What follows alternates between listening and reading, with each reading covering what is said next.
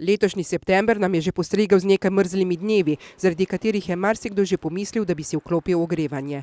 Čakanje na indijansko poletje namreč ne pomaga, prav tako tudi ne uraden začetek kurilne sezone.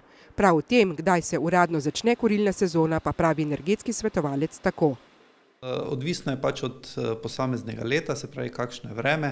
Zdaj, zakonsko je pač predpisano, da kadar se temperatura zvečer spusti 3 dni zapored pod 12 stopinj Celzija, takrat se začne kurilna sezona.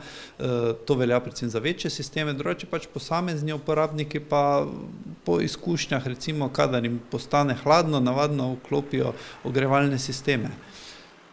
V mariborski energetiki, ki daljinsko ogreva okoli 25.000 stanovanjskih enot in poslovnih prostorov, pa pojasnjujejo.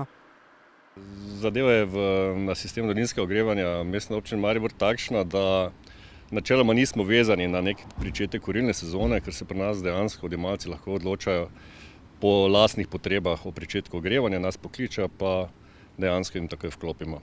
Nekaterim ustanovam so tako na njihovo željo že vklopili ogrevanje.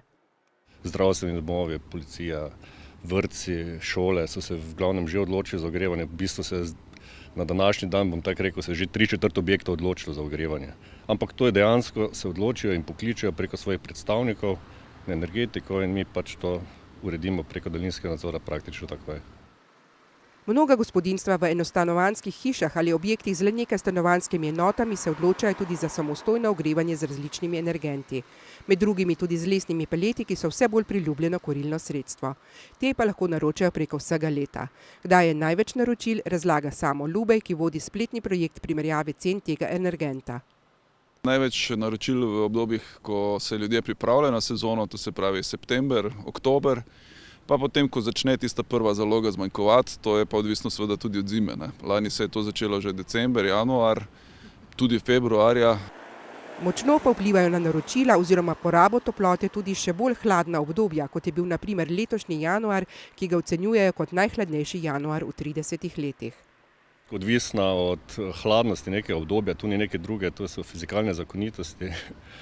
Mi to spremljamo po temperaturnem primanjkljaju, to je število stopinjskih dni in dejansko, ja, se pozna. Ampak, gledajte, moramo gledati celotno obdobje, celotno kurilno sezono, potem pa, če pa to pogledamo, pa vidimo, da je bila ta kurilna sezona nekako poprečna. Pri porabi pa se vsekakor pozna tudi starost objektov in debelina zidov. Vse bolj so v veljavi obnove fasad in dodatna izolacija sten, za kar lahko porabniki dobijo tudi sredstva iz evropskih skladov. Ja, gledajte, seveda, pozna se toliko bolj, koliko pač starejši objekt bil slabše grajen, ampak pri neki starejši gradnji, pa če bi zdaj pogledali te debelino fasade, ki se zdaj vgrajuje, dejansko so prihranki tak do 40% porabljene toplote, to pa je kar nekaj. Stanovalci v večstanovanjskih objektih načeloma nimajo izbire, kako se bodo ogrevali. Tisti, ki pa to lahko storijo, pa lahko v zadnjem času izbirajo med različnimi gorivi, ki imajo tudi različne cene. Popularno kurilno olje. Kurilno olje je v principu bil za tiste čase dokaj dober energent, ker s kurilnim oljem smo pač očistili zrak v mestih in tako dalje, vendar so zaradi nestabilnosti cen so ljudje začeli iskati neke alternative kurilnemu olju, ker pač so cene kurilnega olja zelo zrasle, tudi za več kot 100% v nekem obdobju. In zato so se začeli pač pojavljati neki alternativni sistemi ogrevanja k temu. In kaj imajo torej na voljo gospodinjstva? Danes se največ uporabljajo recimo toplotne črpalke, ogrevanje tudi na lesno biomaso je zelo popularno praktično v celi državi.